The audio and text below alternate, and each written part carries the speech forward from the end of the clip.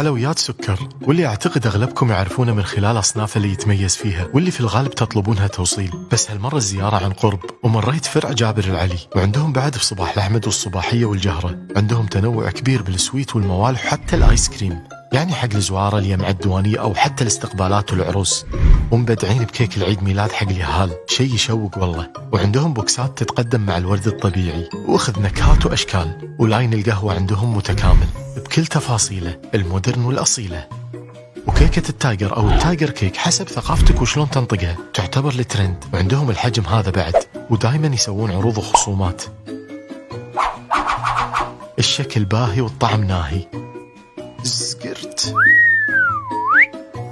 شوف وهالبايتس خيال، واحدة تلحق واحدة ولا يوقف. وإذا أنت مقاطع الأحمر والزيتي، سكر براند كويتي. والسلام.